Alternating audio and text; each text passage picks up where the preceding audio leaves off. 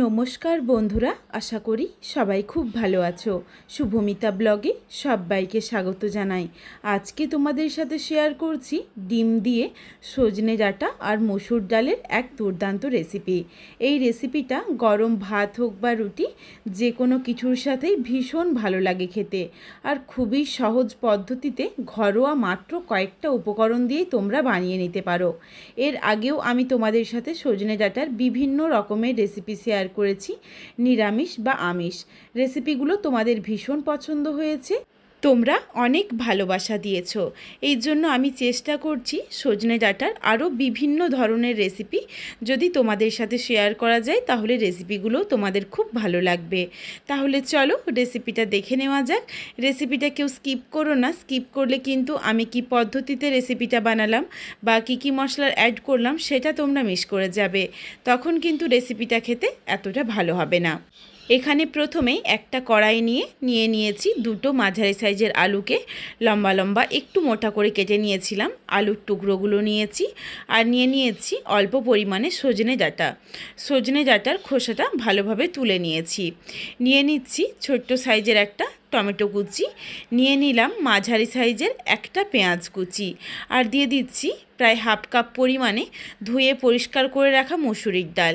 এখানে তোমরা তোমাদের পরিবারের সদস্য অনুযায়ী মসুরির ডালের পরিমাণ বাড়িয়ে বা আরও কমিয়েও নিতে পারো। এরপর এর সাথে দিয়ে দিলাম স্বাদ অনুযায়ী লবণ, হাফ চামচ পরিমাণে হলুদের গুঁড়ো, আর সামান্য একটু দিয়ে দিচ্ছি ঝালের জন্য লঙ্কার গুঁড়ো।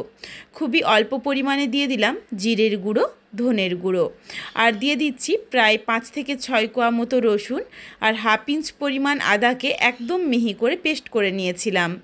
বেটে রাখা আদা রসুনটাও দিয়ে দিলাম। এরপর এখানে দিয়ে দিচ্ছি দুটো ফাটিয়ে নেওয়া কাঁচা লঙ্কা।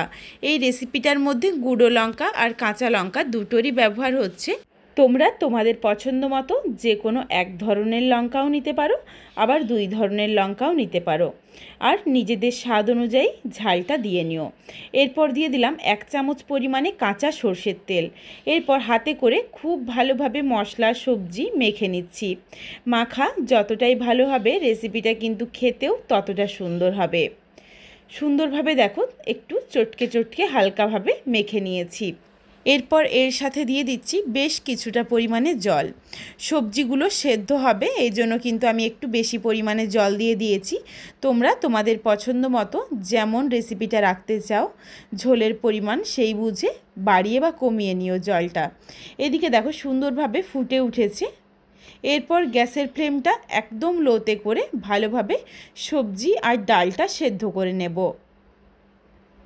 এখন আর ঢাকা চাপা দেওয়ার দরকার নেই, এই জলের মধ্যেই কিন্তু খুব সহজেই সেদ্ধ হয়ে যাবে। গ্যাসের ফ্লেম লোতে রেখে প্রায় 5 থেকে 6 মিনিট ধরে রান্নাটা করে নিয়েছি। এর মধ্যেই দেখো বেশ অনেকটা সেদ্ধ হয়ে গেছে, তো আমি একটা আলু চেপে দেখে নিচ্ছি। আলুটা কিন্তু এখনও অল্প একটু শক্ত রয়েছে, এই জন্য গ্যাসের ফ্লেম লোতে করে আবারও প্রায় মিনিট 3-4 সময় নিয়ে রান্নাটা করে নিচ্ছি। ফিরে এসেছি আবারও 3 থেকে 4 মিনিট পর। এর মধ্যে দেখো সুন্দরভাবে কিন্তু সুসেদ্ধ হয়ে গেছে। একটা আলু তোমাদের আমি ভেঙে দেখিয়ে দিলাম, আর একটা সজনে ডাঁটাও ভেঙে দেখিয়ে দিচ্ছি। খুব ভালোভাবে কিন্তু ডাল, সজনে ডাঁটা বা আলু পুরোটাই সেদ্ধ হয়ে গেছে। এরপর দেখো এখানে আমি 3টে সেদ্ধ ডিম নিয়েছি। ডিমের পরিমাণও তোমরা তোমাদের পছন্দ মতো বাড়িয়ে বা কমিয়ে নিতে পারো। এরপর ডিমের গাগুলো একটু চিড়ে নিচ্ছি যাতে ভেতর অবধি মশলাগুলো ভালোভাবে ঢুকে যায়।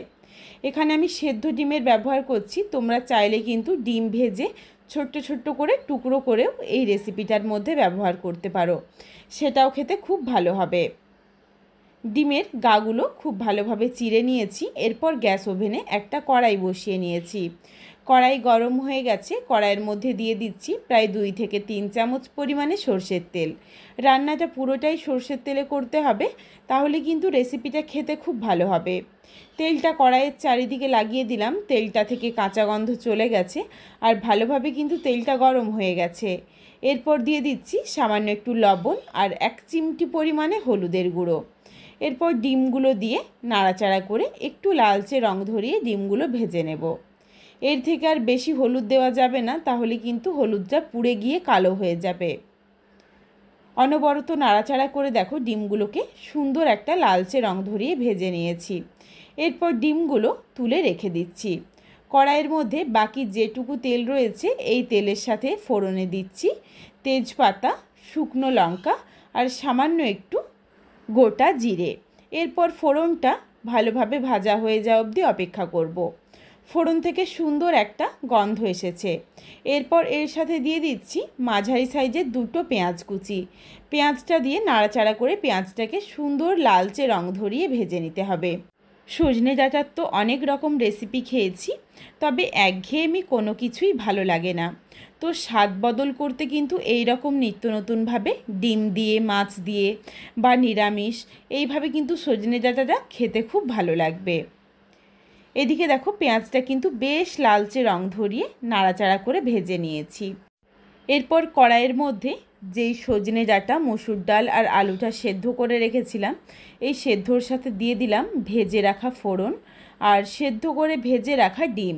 তোমরা কিন্তু এখানে আমি আবারও বলে দিচ্ছি, তোমরা চাইলে ডিম ভেজে ছোট্ট ছোট্ট টুকরো করেও এর সাথে মিশিয়ে নিতে পারো, তাহলেও রেসিপিটা খেতে খুব ভালো হবে।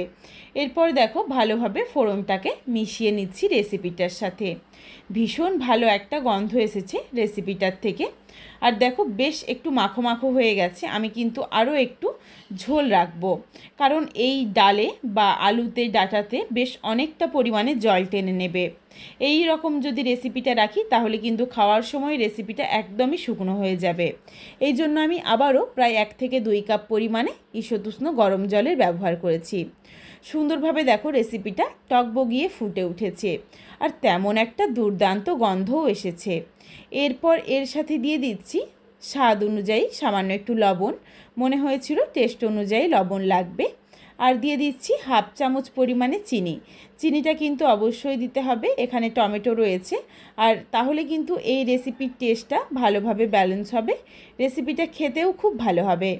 চিনি আর লবণ দিয়ে ভালোভাবে মিশিয়ে নিয়েছি, চিনিটা গলে গেছে। এরপর দিয়ে দিচ্ছি সামান্য একটু ধনেপাতা কুচি আর অল্প একটু গরম মশলার গুঁড়ো। এরপর দিয়ে নাড়াচাড়া করে মিশিয়ে নিচ্ছি। রেসিপিটার থেকে এতটা সুন্দর গন্ধ এসেছে, এইভাবে তোমরা রেসিপিটা না বানালে কিন্তু বুঝতে পারবে না। দুর্দান্ত খেতে হয়েছিল রেসিপিটা। চলো এরপর রেসিপিটা নামিয়ে নেব একবার ফুটে উঠলেই। সজনে ডাঁটা দিয়ে মসুরির ডাল আর ডিমের এই রেসিপিটা তোমাদের কেমন লাগলো আমায় কমেন্ট করে জানাতে ভুলো না কিন্তু। রেসিপিটা তোমাদের যদি ভালো লাগে তাহলে লাইক করো, শেয়ার করে বন্ধুদের দেখার সুযোগ করে দিও। তোমরা যদি এই রকম নিত্য নতুন রেসিপি আরও পেতে চাও তাহলে অবশ্যই আমার চ্যানেলটিকে সাবস্ক্রাইব করে পাশে থাকা বেলটি অন করে অল নোটিফিকেশান অন করে দিও, যাতে আমার প্রত্যেকটা রেসিপির নোটিফিকেশান সবার প্রথমে তোমাদের কাছে পৌঁছে যায়। আবারও খুব শীঘ্রই হাজির হচ্ছি নতুন কোনো এক রেসিপি নিয়ে।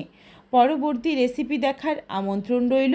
পুরো ভিডিওটা দেখার জন্য অনেক অনেক ধন্যবাদ। তাহলে আজকে আসি, সবাই ভালো থেকো, সুস্থ থেকো। আবারও খুব শীঘ্রই হাজির হচ্ছি কিন্তু নতুন কোনো এক রেসিপির সাথে।